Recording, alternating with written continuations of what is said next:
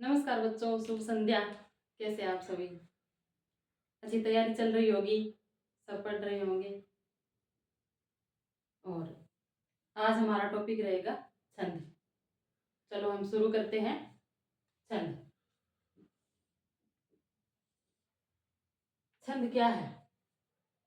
छंद वो है जो हमारे काव्य या पद्य में काम में लिए जाते हैं, जिनमें लय गति यति के साथ जिनको गाकर भी बोला जा सकता है, उन्हें हम छंद कहते हैं। ये जो छंद है, ये इसमें छद धातु होती है। छद धातु होती है जिसका अर्थ होता है आवरण या ढकना। आवरण या ढकना।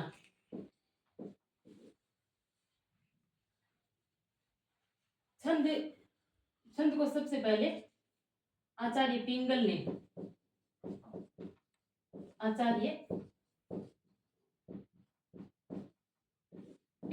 अपनी छंद सूत्र, आचार्य पिंगल ने अपनी पुस्तक, इनकी एक किताब थी छंद सूत्रम। छंद सूत्रम, इसमें छंद के बारे में लिखा था। इसीलिए आचार्य पिंगल को ही छंद का जनक माना जाता है। आचार्य पिंगल को क्या माना जाता है? छंद का जनक माना जाता है। अब छंद के कितने भेद है या कितने प्रकार है छंद के?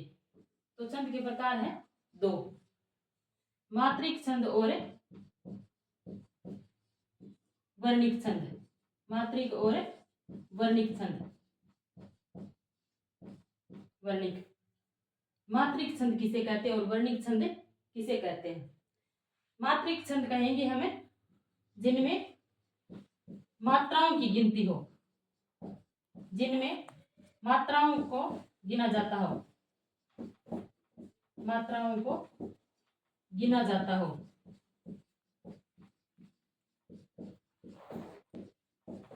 उन्हें हमें मात्रिक छंद कहेंगे। मात्राएं अब कितने प्रकार की हो सकती है? मात्रा के आधार पर, यानी मात्रा, लघु मात्रा और गुरु मात्रा। लघु और गुरु। तो लघु किस में लगती है और गुरु किस में लगती है? लघु के लिए हमारे कौन कौन से वर्ण हैं? जैसे मैंने पहले भी बताया था, जो है ए, ई, उ, री और द्री। ये 5 वर्ण है। ये लघु वर्ण है और इसमें लघु मात्रा लगती है। और छंदों में लघु का जो चिन्ह होता है वो खड़ी पाई के समान है, ये लघु का चिन्ह होता है। और गुरु में कौन कौन सी मात्राएं आती हैं? आ, दीर्घ ई, दीर्घ उ, दीर्घ री, ए, ऐ, ओ, औ। ये हमारी दीर्घ मात्राएं हैं। और गुरु के लिए हमारा अवग्रह चिन्ह, यानी ऐसा चिन्ह होता है। और लघु के लिए खड़ी पाई के समान ऐसा चिन्ह होता है। जब हम मात्राओं को गिनेंगे तो ये लघु और गुरु का चिन्ह लगाएंगे।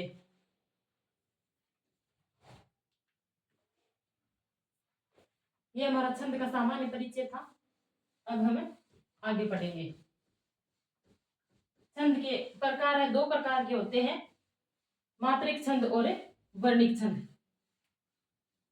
जिनमें मात्राओं की गिनती की जाती है उन्हें मात्रिक छंद कहेंगे, और जिनमें वर्णों की गिनती की जाती है उन्हें हमें वर्णिक छंद कहेंगे। तो हमारा 2 नंबर का छंद प्रकार आता है वर्णिक छंद। वर्णिक छंद, जिनमें वर्णों को गिना जाता हो, यानी जिन पद्यों या काव्यों में वर्णों को गिना जाता हो उन्हें हम वर्णिक छंद कहेंगे। उन्हें हमें वर्णिक छंद कहेंगे। वर्णिक छंद कहेंगे। संस्कृत में हमारे मात्रिक छंद एक ही लगता है, वो होता है आर्य छंद। और वर्णिक छंद जैसे अनुष्टुप छंद, अनुष्टुप यानी इंद्रवज्रा, इंद्रवज्रा, उपेंद्र वज्रा, शार्दुल विक्रीडित, ऐसे बहुत सारे वर्णिक छंद है। वर्णिक भी क्या है? यानी वैसे ही है वर्णिक में भी लघु का चिन्ह ऐसा ही होगा और गुरु का ऐसा होगा, इनमें वर्णों की गिनती होगी। यानी ये गुरु किस में लगेगा और लघु किस में लगेगा। जो एक मात्रिक है वर्ण है उसमें लघु लगेगा और जो द्विमात्रिक है उसमें गुरु लगेगा।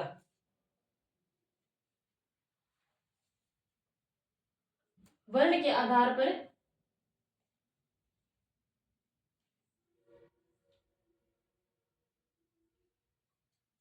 वर्णिक छंद है वो 3 प्रकार के माने गए हैं, यानी चरण,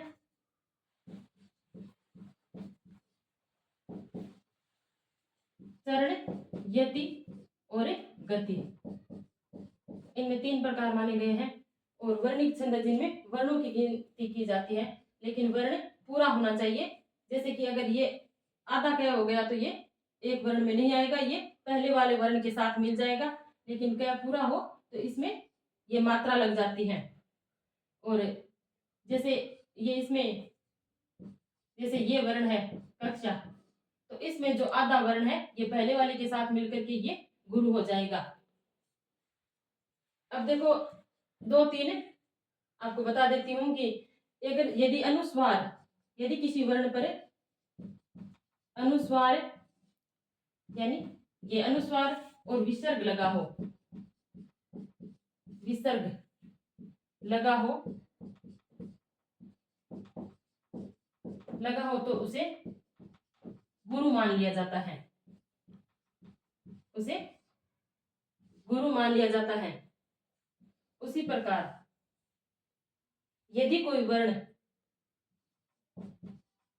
यदि कोई संयुक्त वर्ण हो, यदि कोई संयुक्त वर्ण हो, संयुक्त वर्ण हो तो उस संयुक्त वर्ण वाले आधे वर्ण को पहले वाले वर्ण हो तो पहले का वर्ण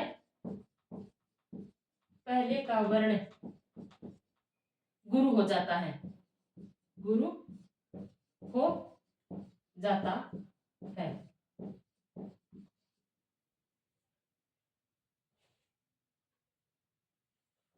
पहले का वर्ण गुरु हो जाता है। और इन छंदों में 3-3 के गण बनाए जाते हैं, यानी 3-3 वर्णों के गण बनाए जाते हैं। और हमारे छंद में 8 गण होते हैं।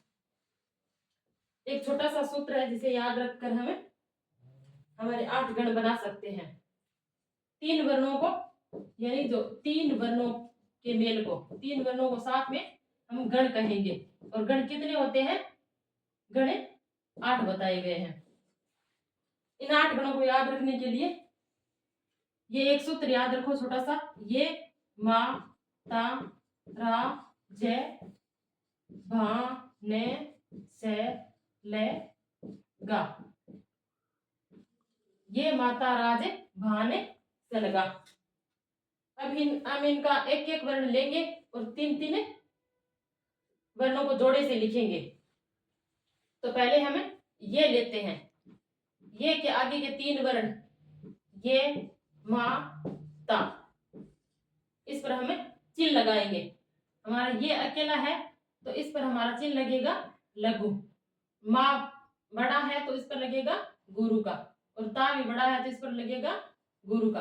तो हमारा यगण का चिन्ह होगा, इसको हम, ये हमारा एक गण हो गया यगण, और इसका चिन्ह होगा लघु गुरु गुरु। फिर हम लेते हैं एक वर्ण माँ, मैं लेते हैं।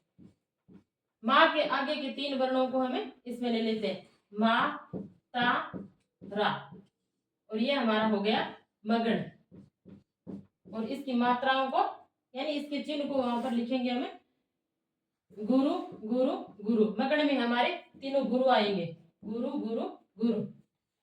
फिर हम लेंगे तय, और इसके आगे के तीनों वर्ण उतारेंगे ता रा जय, ता रा जय, यानी गुरु गुरु और लघु। ये हो गया हमारा तगण, और तगण के चिन्ह हो गए गुरु गुरु लघु। फिर हम लेंगे रा, यानी रे, रा लेंगे और इसे रा जय भा, और इसके ऊपर चिन्ह लगाएंगे, यानी गुरु लघु गुरु। और ये हो गया हमारा रगड़। और इसके चिन्ह है गुरु, लघु, गुरु।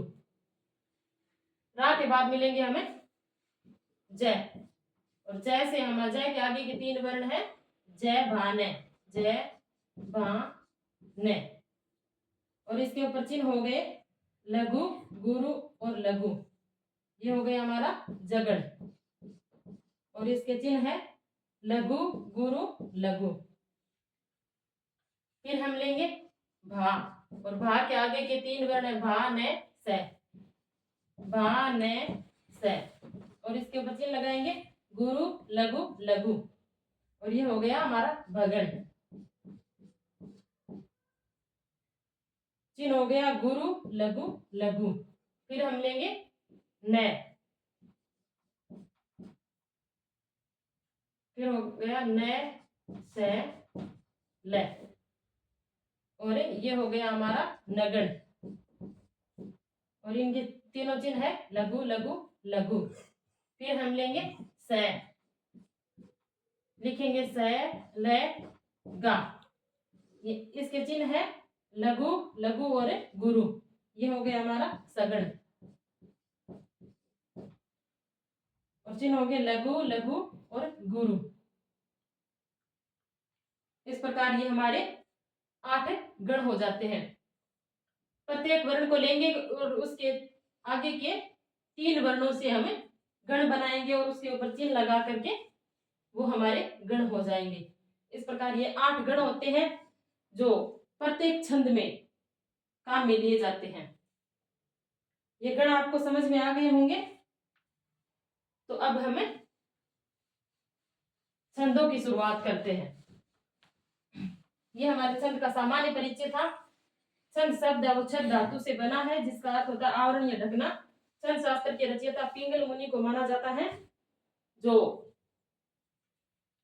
छंद शास्त्र के प्रथम मुनि माने जाते हैं, और इनको हमें छंदों का जनक भी कहते हैं। छंद 2 प्रकार के होते हैं, मात्रिक और वर्णिक। मात्रिक छंद में मात्राओं की गिनती की जाती है लघु और गुरु के हिसाब से, और वर्णिक छंद में वर्णों की गिनती की जाती है। मात्रिक छंद में हमारे एक ही छंद लगता है आर्या छंद, और वर्णिक छंद में हमारे बहुत सारे और सारे जो छंद है वो वर्णिक छंद में ही आते हैं। तो हम सबसे पहले मात्रिक छंद को ही देख लेते हैं। मात्रिक छंद, मात्रिक छंद में हमारे पास एक ही छंद है आर्या।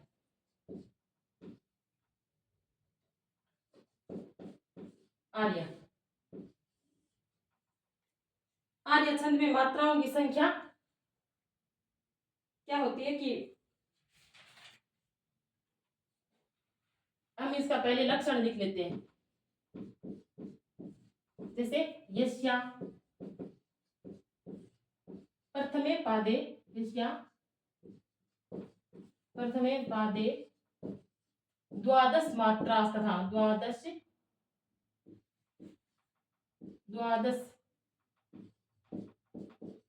मात्रा तथा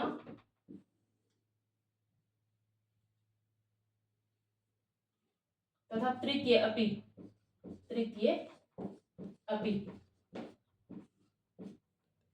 अष्टादश द्वितीय, अष्टादश द्वितीय,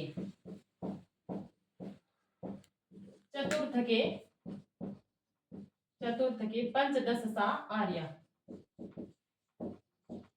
पंचदश सा आर्या। यानी इसमें मात्राओं की संख्या, इसके यस्या प्रथमे पादे द्वादश मात्रा और तृतीय पादे, इसका जो प्रथम चरण, प्रत्येक छंद में 4-4 चरण होते हैं। तो इसके प्रथम जो चरण है, प्रथम चरण में और तृतीय चरण में मात्राओं की संख्या 12-12 होती है, और इसके दूसरे चरण में मात्राओं की संख्या 18 होती है, और चौथे चरण में मात्राओं की संख्या 15 होती है। इस प्रकार हम इस छंद को पहचानेंगे। प्रथम और तृतीय चरण में मात्राओं की संख्या 12 होती है, और दूसरे चरण में 18 होती है, और चौथे चरण में 15 होती है। इसमें हम मात्राओं की गिनती करेंगे। जैसे अगर हमारा चिन्ह लघु आता है तो लघु को हम 1 मात्रा गिनेंगे, और गुरु आता है तो उसको 2 मात्रा गिनेंगे। जैसे ये आधा स है तो ये इसके साथ मिल गया और इसके साथ मिलने से ये चिन्ह हमारा गुरु हो गया, ये भी गुरु हो गया। ये रह प इसके साथ आ गया तो रह ये लघु बच गया, लघु गुरु, ये गुरु गुरु गुरु लघु लघु गुरु गुरु लघु और गुरु, ये भी लघु गुरु गुरु लघु और लघु। अब हम मात्राएं गिनते हैं, 2 चरणों की मात्राएं आ गई, पहले और दूसरे चरण की। इसको हम 2 मात्रा मानेंगे, यानी 2 4 5 6, 6 2 8 10 12 12 2 14 15 16 17 18 19 20 21 22 23 24 25 26 27 28 29 और 30। तो हम देखते हैं कि हमारे पहले और दूसरे चरण में मात्राओं की संख्या 30 है क्या, तो पूरी 30 हो गई। ये इस लक्षण में भी हम मात्राएं लगाएंगे तो पूरा पूरा बैठेगा। यही होती है छंदों की विशेषताएं। ये हमारा मात्रिक छंद था। हमारे पाठ्यक्रम में मात्रिक छंद एक ही है। उसके प्रथम चरण में 12, तृतीय चरण में 12, दूसरे चरण में 18 और चौथे चरण में मात्राओं की संख्या 15 होती है। अब हम पढ़ेंगे हमारे वर्णिक छंद। हमारे सारे छंद वर्णिक है। वर्णिक छंद में सबसे पहला हमारा जो छंद है वो है अनुष्टुप। अनुष्टुप छंद। अनुष्टुप छंद में 4 चरण होते हैं, 4 चरण, और प्रत्येक चरण में 8 वर्ण होते हैं, 8 वर्ण। तो 4 और 8, पूरे छंद में कितने वर्ण हो गए? 32। 8 वर्ण वाला ये हमारे पास केवल एकमात्र छंद है। जैसे आपको एक श्लोक लिख के बता देती हूं मैं। एक गीता का श्लोक है, कर्मण्य एव अधिकारस्ते, कर्मण्य एव अधिकारस्ते मा फलेषु कदाचन, मा फलेषु कदाचन, मा कर्म फल हेतुर्भुमा, मा कर्म फले, मा कर्म फल हेतुर्भुमा।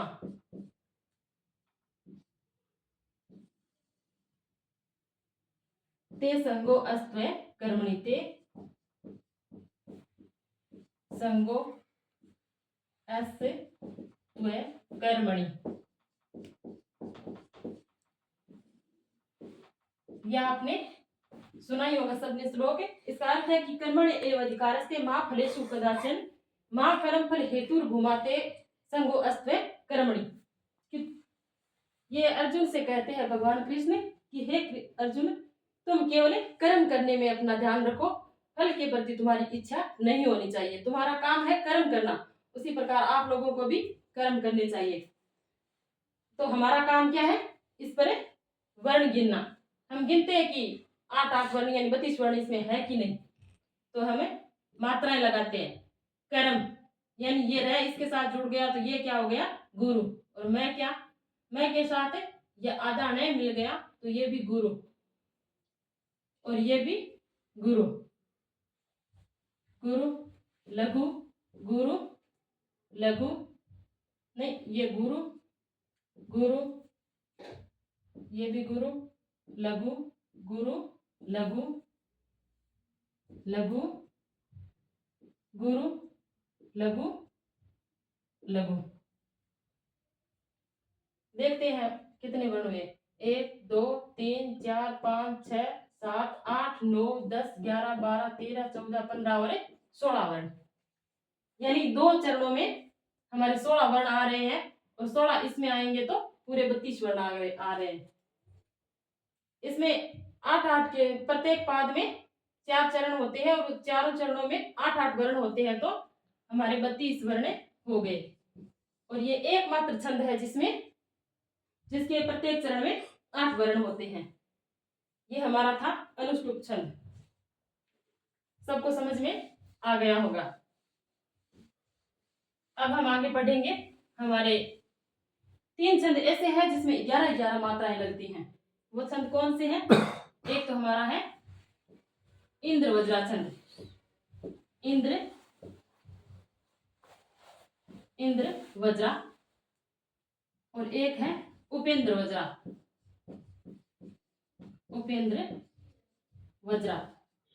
और एक हमारा है उपजाति छंद,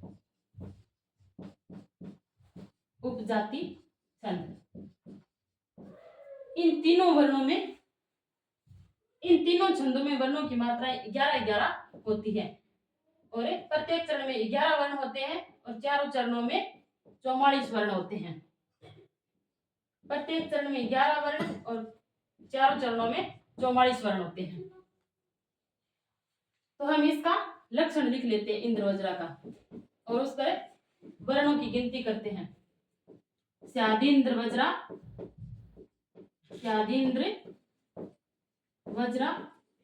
यदि तव जगऊ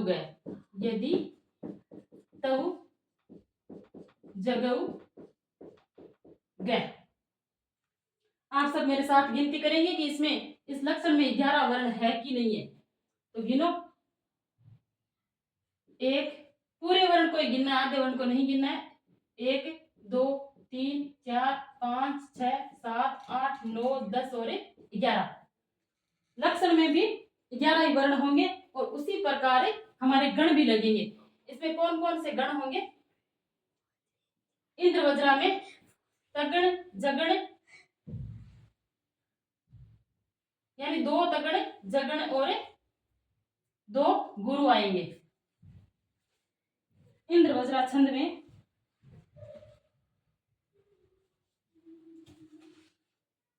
तव यानी 2 तगण और 1 जगण और 2 गुरु। इस हिसाब से इसमें 11 वर्ण होंगे। प्रत्येक चरण में, प्रत्येक यानी गण में 3 वर्ण होते हैं, तो इसमें 6 और 3 9 और 2 गुरु के हिसाब से 11 वर्ण हो गए। और इसमें लगाकर भी देख सकते हैं आप कि क्या आता है। इसको गिनना नहीं है और इस पर मात्रा लगानी है। तो यह हमारा गुरु, लघु नहीं, ये न भी इसके साथ मिल गया, तो ये भी गुरु और ये लघु गुरु। ता रा जय, यानी हमारा जो तगण है वो बन रहा है ता रा जय, इसे एक गण बन रहा है तगण। तो ये आ गए। एक एक पर लगाने से पता चल जाएगा कि ये इंद्र वज्रा छंद है। इसी प्रकार ध्यान रखेंगे। और उपेंद्र वज्रा का भी अलग लक्षण है कि उपेंद्र वज्रा जत जा स्तत उगव। लेकिन हमें केवल याद रखना है, हमें ये लक्षण याद नहीं होंगे तो आप याद रखोगी। पहले प्रत्येक चरण में 11 यानी 11-11 वर्ण है। इन तीनों छंदों में 11-11 वर्ण है, लेकिन आपको पता कैसे चलेगा कि इसमें उपेंद्र वज्रा छंद है या इंद्र वज्रा छंद है? तो आपको एक छोटा सा ट्रिक बता देती हूँ कि इंद्र वज्रा जो छंद है, ई और न मिलकर ये हमारा गुरु हो गया। और उपेंद्र वज्रा यानी इसमें कुछ नहीं मिल रहा है, ये हमारा ऊ है, वो लघु है। अगर पहले गुरु आए तो वो इंद्र वज्रा छंद होगा, और पहले अगर लघु आ जाए तो वो हमारा उपेंद्र वज्रा छंद होगा। इसमें उपेंद्र वज्रा और इंद्र वज्रा पर ही आप गण लगाओगे, लघु गुरु के चिन्ह लगाओगे, तो आपको पता चल जाएगा कि इसमें कौन सा छंद है। इंद्र वज्रा छंद में देख लेना, ये हमारा गुरु आ रहा है तो ये इंद्र वज्रा छंद होगा, और लघु आ रहा है तो उपेंद्र वज्रा छंद होगा। और वर्ण उतने ही होंगे, 11-11 वर्ण होंगे। और उपजाति छंद की हमारी पहचान ये है, इसमें भी 11-11 वर्ण ही होंगे, लेकिन ये मिश्रित छंद है, इन दोनों से मिला हुआ है, इंद्र वज्रा और उपेंद्र वज्रा से मिला हुआ है। इसके चारों चरणों में किसी में लघु, किसी में यानी गुरु, किसी में लघु या गुरु, ऐसे चिन्हाएंगे। लगातार अगर सेम नहीं आ रहे, सेम आएंगे गुरु गुरु गुरु, तो होगा हमारा इंद्र वज्रा छंद। और लगातार यदि लघु लघु आएंगे तो उपेंद्र वज्रा छंद होगा। और इसमें अगर मिश्रित हो गया, लघु गुरु गुरु हो गए, तो ये हमारा उपजाति छंद होगा। इस प्रकार ये हमारे 3 जो छंद है वो 11-11 वर्ण वाले हैं। कौन कौन से? इंद्र वज्रा, उपेंद्र वज्रा और उपजाति छंद। अब हम आगे 12-12 वर्ण वाले 3 छंद पढ़ते हैं।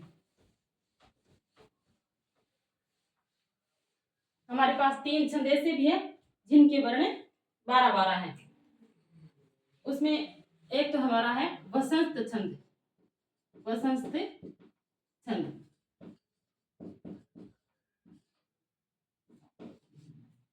एक हमारा है द्रुत विलंबित छंद। द्रुत विलंबित, द्रुत विलंबित। और एक हमारा है भुजंग पर्यातम। भुजंग पर्यातम। इन तीनों छंदों के प्रत्येक चरण में क्या होते हैं? 4 चरण होते हैं। उसमें प्रत्येक चरण में 12 वर्ण होते हैं और 12 × 4 यानी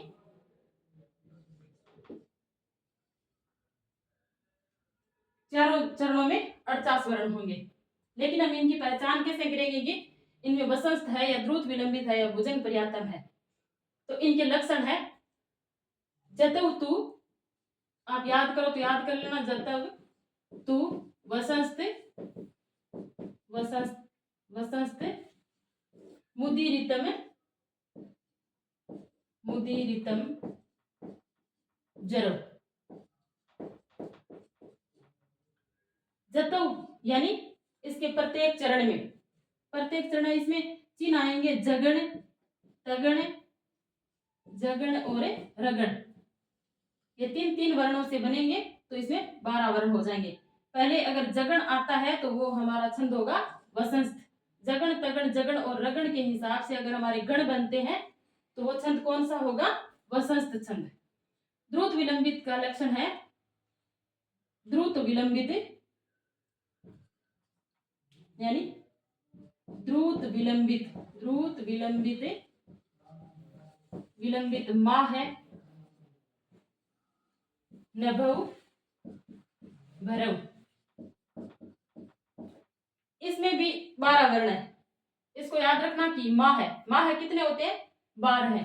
उसी प्रकार इसमें याद रखना कि द्रुत विलंबित जो छंद है उसमें 12 वर्ण होंगे प्रत्येक चरण में और चारों चरणों में हमारे 48 वर्ण होंगे। और इस लक्षण को याद रखने से हम जान सकते हैं कि इसमें इसके प्रत्येक चरण में क्या क्या चिन्ह लगते हैं? नगण, भगण, भगण और रगण के हिसाब से गण लगेंगे। इसमें जगण, तगण, जगण, रगण लग रहे हैं वसंत छंद में और द्रुत विलंबित में नगण, भगण, भगण और रगण लग रहे हैं। यानी इसमें पहले 3 वर्णों के ही चिन्ह लगाने पर पहले जगण आएगा और इसमें नगण आएगा। इसी प्रकार हम देख लेते हैं कि भुजंग पर्यातम में क्या आएगा। भुजंग पर्यातम में भी प्रत्येक चरण में 12 वर्ण होते हैं और इसमें भी यही होता है। इसका लक्षण है भुजंग पर्यातम चतुर्भिर्यकारे। भुजंग पर्यातम चतुर्भिर्यकारे, यानी इसके प्रत्येक चरण में यकार यानी ये गण आएगा। ये गण हमने पढ़ा था, गण बनाए थे हमने, ये माता, ये माता राज, ये माता।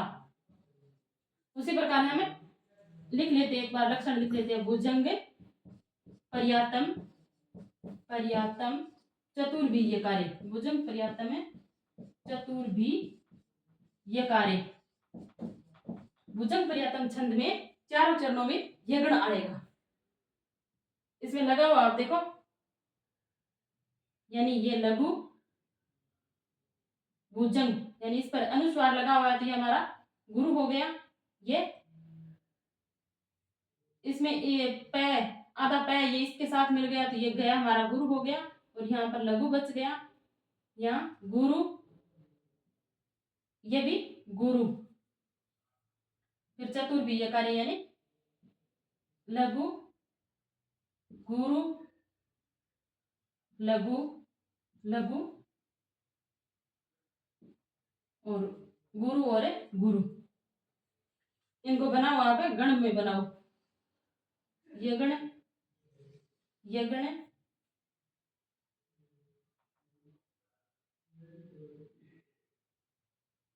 चतुर भी है, ऐसे होगा तो इसमें ये भी गुरु लगेगा, ये भी यगण और ये भी यगण। इनमें चारों यगण आ रहे हैं तो इसमें क्या आएगा, यगण। इन तीनों छंदों में 12-12 वर्ण होंगे, लेकिन पहचान इनमें होगी कि इसमें पहला जो आएगा जगण होगा, इसमें पहला क्या होगा, नगण होगा, और इसमें पहला यगण होगा, और इसमें वर्ण 12-12 ही रहेंगे। तो इसलिए आप इन तीनों के लक्षण याद करते हो तो याद कर लेना, सरल से ही है। जतौ तु वसंत मुदीरितम जरौ, और ध्रुव विलंबित माह है नवौ भरौ भुजंग पर्यातम चतुर्वी यकारे। अगर ये आप याद कर सकते हो तो आपको पता चल जाएगा कि कौन कौन से इसमें गण लगेंगे। जैसे द्रुत विलंबित में नगण भगण भगण और रगण लगेंगे, उसी प्रकार वसंत में जगण तगण जगण और रगण लगेंगे, और इसमें चतुर्वी यकारे लिखा हुआ है तो इसमें चारों के चारों जो गण बनेंगे वो यगण के बनेंगे। इस प्रकार हमारे 12-12 वर्णों वाले तीनों छंद समाप्त होते हैं। अब हमारा छंद आता है 14 वर्णों वाला। 13 वर्णों का कोई छंद नहीं है, 14 वर्णों वाला हमारा केवल एक ही छंद है, जिसका नाम है वसंत तिलका। वसंत तिलका। इसमें इसके प्रत्येक चरण में 14 वर्ण होते हैं, और 14 के हिसाब से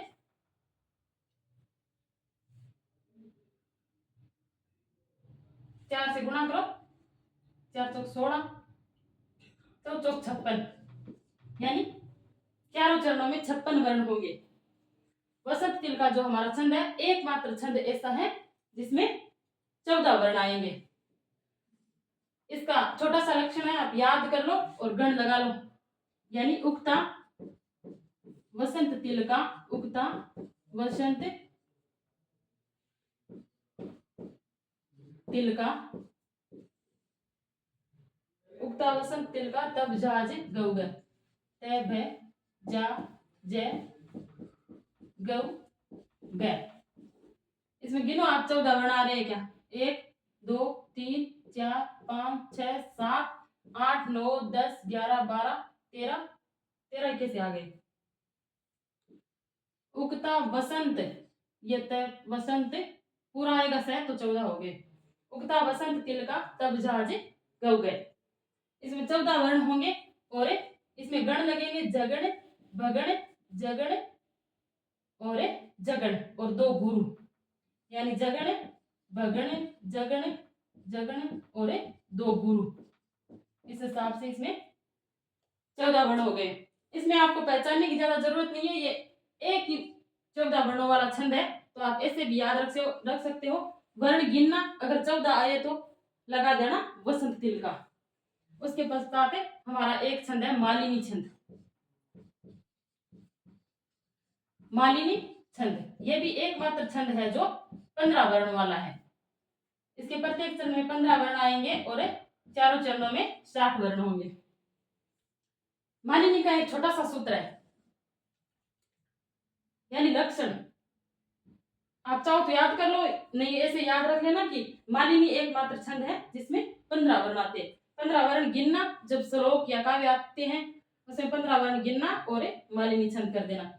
लेकिन मैं लिख देती हूँ मालिनी छंद का लक्षण, आप चाहो तो याद कर सकते हो। न मैं ये युतेयम युतेयम मालिनी मालिनी भोगी लोके भोगी लोकई। इसमें यति भी लगती है, और छंदों के जो यति लग रही थी वो पाद या चरण के अंत में लग रही थी, लेकिन इसमें यति पहले यानी बीच में भी लग रही है। मालिनी छंद के प्रत्येक चरण में 15 वर्ण होते हैं, और इसमें इसका अर्थ है कि मालिनी छंद के प्रत्येक चरण में क्या क्या होगा, 2 नगण होंगे, 1 भगण होगा, 2 यगण होंगे, तो कितने हो गए, 15 हो गए। और इसमें यति जो लगेगी, यति किस किस पर लगेगी, हमारे भोग कितने माने गए हैं, भोग 8 प्रकार के माने गए। तो पहले चरण में जब हम बोलेंगे तो यति 8वें अक्षर के बाद में, 8वें वर्ण के बाद में यति आएगी, यानी यति का अर्थ होता है थोड़ा सा रुकना या विराम लेना। 8वें वर्ण पर आएगी, और लोग हमारे कितने बताए गए हैं, लोक बताए गए हैं 7। और दूसरी लाइन जब हम बोलेंगे तो सातवें वर्ण पर हम थोड़ा सा रुकेंगे। इस प्रकार यह भी पूछ लिया जाता है कई बार कि मालिनी छंद में यति किन किन वर्णों के पश्चात लगती है, तो 8 और 7 के हिसाब से लगती है। आप याद रखना, भोग और लोक। ये लक्षण सरल सा ही है, मेरी मैडम ने तो मुझे याद करवाया था कि नए नए में एक छोटा सा बच्चा है, खिलौना मांग रहा है, तो बच्चा बोल रहा है कि नहीं नहीं माँ, मैं तो यही लूंगा। उसी प्रकार आप याद कर लेना कि नहीं नहीं माँ, यही लूंगा, कि मैं तो दूसरा नहीं लूंगा, मैं तो यही लूंगा। युति मालिनी भोगी लोक के, भोग और लोक के हिसाब से यति 8वें और 7वें वर्ण पर लग जाती हैं। ये हमारे 14 और 15 वर्णों वाले जो छंद है ये हो गए। वसंत तिलका में 14 वर्ण आएंगे और मालिनी में 15 वर्ण आएंगे। फिर हम 2 छंद है हमारे जो 17 वर्णों वाले होते हैं।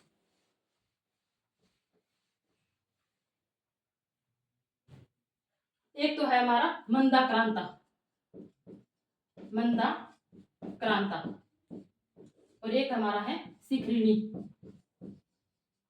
शिखरिणी छंद। ये दोनों ही छंद है, इनमें वर्णों की संख्या 17 होती है। यानी प्रत्येक चरण में 17 वर्ण होते हैं और 4 चरण होंगे तो कितने वर्ण होंगे? 17 चौको 68, चारों चरणों में 68 वर्ण होंगे। मंदाक्रांता में भी 17 वर्ण है और शिखरिणी में भी 17 वर्ण है। तो आप इनको ऐसे याद रख सकते हो। मैं लक्षण तो लिख दूंगी, थोड़ा सा हार्ड है, अगर याद करोगे तो मैं लिख दूंगी। देखो, मंदाक्रांता, मंदा क्रांता, जलधि, सड गई, अंभव, न, तव, ताद, गुरुचेत, गुरुचेत। लक्षण हम अगर थोड़ा सा याद करें तो हमें पता चल जाता है कि कौन से वर्ण पर यति लगेगी। इन दोनों में भी यति लगेगी। यानी जलधि का अर्थ है जलधि यानी समुद्र, और समुद्र हमारे कितने बताए गए हैं? हमारे संस्कृत शास्त्रों में 4 समुद्र बताए गए, जलधि 4 बताए गए। सड यानी 6 और अगई यानी पर्वत 7 पर्वत बताए गए हैं। तो हमारी जो यति है वो चौथे, छठे और 7वें वर्ण पर लगेगी। मंदाक्रांता छंद में यति है वो चौथे, छठे और 7वें वर्ण पर यति लगेगी। ये आपको याद रखना है। और इसमें कौन कौन से गण बनते हैं? जैसे यहां से मैं लो तो मगण, भगण, नगण, तगण और तगण और 2 गुरु। गुरु कितने आएंगे हमारे? 2। मगण, भगण, नगण, तगण, तगण और 2 गुरु। इस हिसाब से इसमें 17 वर्ण आएंगे। और शिखरिणी छंद है उसका लक्षण लिखते हैं हमें। इसमें यति भी याद रखना। और शिखरिणी छंद में रसई, इसका लक्षण है रसई, रुद्रई, रसई, रुद्रई, अस्थीना,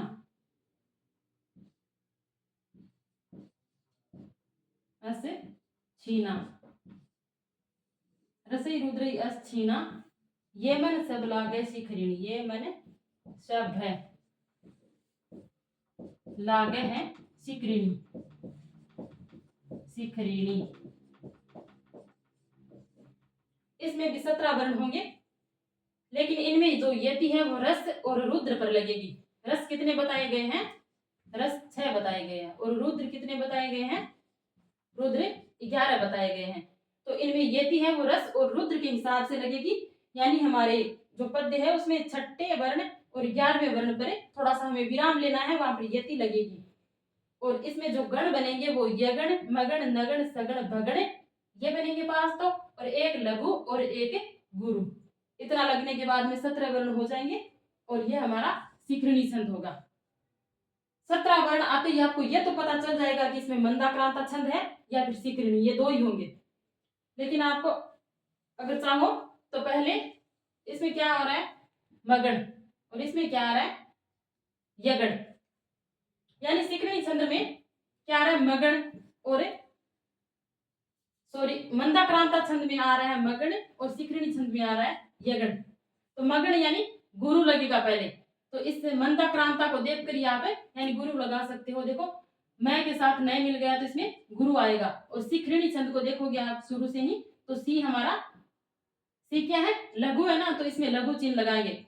अगर गुरु आता है तो हमें मंदाक्रांता छंद करेंगे और लघु आता है तो हमें शिखरिणी छंद करेंगे। आपको ज्यादा देखने की जरूरत नहीं है, आप वर्णों को गिनना और उस पर सिर्फ एक चिन्ह लगाना।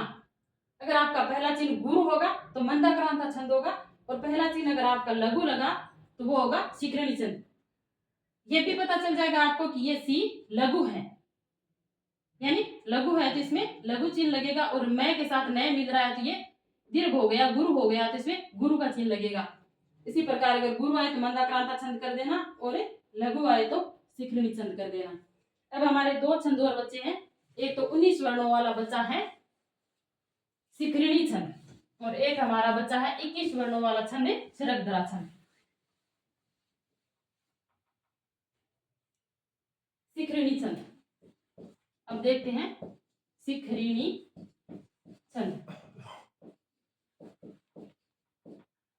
शिखरिणी छंद पहले तो आप वर्णों को गिनना कि 19 वर्ण आ रहे हैं या नहीं आ रहे। अगर आप चाहो तो लक्षण याद कर लेना, लिख देती हूं मैं, थोड़ा सा बड़ा जरूर है। सूर्या अश्वे, सूर्या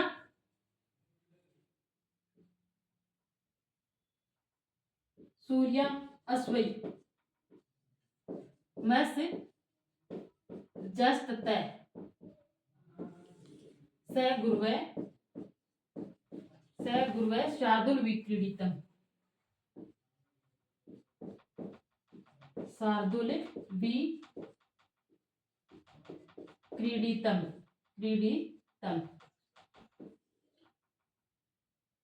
इन लक्षण में आप वर्णों की संख्या गिनो और चिन्ह लगा के देख लो कि 19 है कि नहीं है। यानी ये हमारा क्या है, पहले गिनो 1 2 3 4 5 6 7 8 9 10 11 12 13 14 15 16 17 18 और 19 हो गया। अब आप चाहो तो चिन्ह भी लगा सकते हो इसके, यानी सु ये बड़ा है तो ये चिन्ह होगा गुरु, और ये भी गुरु, और ये भी गुरु। ये क्या है, लघु, लघु, गुरु, लघु और गुरु। ये होगा लघु, गुरु, लघु और गुरु, गुरु, गुरु, लघु, लघु, फिर गुरु, फिर लघु और गुरु। ये चिन्ह हमारे क्या है, मस्त जस्ता, यानी पहले हमारा होगा मगण, सगण, जगण, सगण और 2 तगण, और साथ में 2 गुरु होंगे, तब जाके 19 वर्ण बनेंगे। मगण मा तारा ये हमारे हो रहे हैं ना, पहले हमारे क्या आ रहा है, मगण आ रहा है, तो ये हमारा शिखरिणी छंद होगा। आपसे अगर लक्षण याद नहीं होता है तो कोई बात नहीं, आप वर्णों को जो भी काव्य या पद्य जो श्लोक आता है उसके वर्ण गिनना। अगर 19 वर्ण आते हैं यानी 19 वर्ण आते हैं तो वो सिर्फ हमारा शिखरिणी छंद होगा। केवल आपको इतना ही ध्यान रखना, 19 वर्ण आ गए तो वो कौन सा छंद हो गया, शिखरिणी छंद, क्योंकि 19 वर्णों वाला और कोई छंद नहीं है। फिर हमारा एक देख लेते हैं शरकधरा छंद। शरकधरा छंद,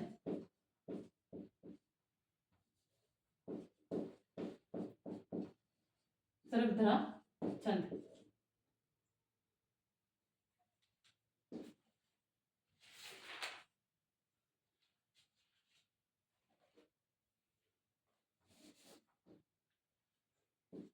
इसको ऐसे लिखते हैं शरकधरा छंद। इसमें कितने वर्ण होंगे, आप इसको पकड़ो, रा को पकड़ो, ये छोटे छोटे चिन्ह आपको छंद सिखाएंगे। यानी इसमें कितने वर्ण दिख रहे हैं, 21 दिख रहा है ना, तो 21 वर्णों वाला छंद हमारा सबसे बड़ा छंद होगा शरकधरा छंद। इसको बस इतना ही याद रखना है कि ये कौन सा छंद है, शरकधरा। 21 वर्ण आए, वर्णों को गिनना, जो भी श्लोक आए उसमें वर्णों को गिनना, और 21 वर्ण अगर आ रहे हैं तो उसमें शरकधरा छंद कर देना। ये हमारे छंदों का टॉपिक पूर्ण होता है। इसमें से आपके 2 क्वेश्चन आएंगे, बहुत सही होने चाहिए। आप छोटे छोटे वर्णों को देखना, मतलब जैसे जैसे मैंने आपको बताया है कि 3 जो 11 वर्ण वाले छंद है वो 3 है, तो उनमें क्या क्या याद रखना है आपको, उनमें एक एक के चिन्ह लगा के देखना। जैसे इंद्र वज्रा स्यादिंद्र वज्रा, यदि तव जगव गए, यदि तव जगव गए, यानी पहले अगर तगन आ रहा हो तो वो हमारा इंद्र वज्रा छंद होगा। और फिर हमने पढ़ा उपेंद्र वज्रा। इंद्र वज्रा में तो मैंने आपको बताया था कि ई न, यानी ये अगर गुरु आ रहा है तो 11 वर्ण तो होंगे, अगर गुरु आ रहा है तो इंद्र वज्रा छंद, और उ यानी छोटा है यानी लघु आ रहा है ये चिन्ह, तो हमारा उपेंद्र वज्रा चिन्ह उपेंद्र वज्रा छंद होगा। और अगर ये मिश्रित में आ गया लघु गुरु गुरु लघु ऐसे आ रहा हो तो वो हमारा उपजाति छंद हो गया। उसी प्रकार 12 वर्णों वाले छंद थे कौन कौन से, एक तो वसंत छंद, द्रुत विलंबित छंद, और कौन सा था, और वो था ना चतुर्वि यकारे भुजंग पर्यातन। ये 3 छंद हमारे 12 वर्णों वाले थे। इनमें भी लगा के देखना, यहाँ पे चिन्ह लगा के एक एक पर चिन्ह लगा के देखना, तो वो भी सही हो सकते हैं। फिर हमारा 14 वर्णों वाला एक ही छंद वसंत तिल का, 15 वर्णों वाला एक ही छंद मालिनी छंद, और 17 वर्ण वाले 2 छंद है, एक शिखरिणी और एक मंदाक्रांता है। अगर गुरु आए तो मंदाक्रांता कर देना और लघु आए तो शिखरिणी कर देना। फिर 19 वर्णों वाला हमारा एक ही छंद है शिखरिणी छंद, यानी नहीं सॉरी शार्दुल विक्रीडित, और सरकधरा छंद है हमारा जो 21 वर्णों वाला है, ये भी एक ही है। इस प्रकार 2-3 बार अगर आप पढ़ोगे ना तो याद हो जाएगा और आपके 2 क्वेश्चन आराम से सही हो जाएंगे। तो कल हमें एक दूसरे टॉपिक के साथ मिलते हैं, तब तक के लिए धन्यवाद।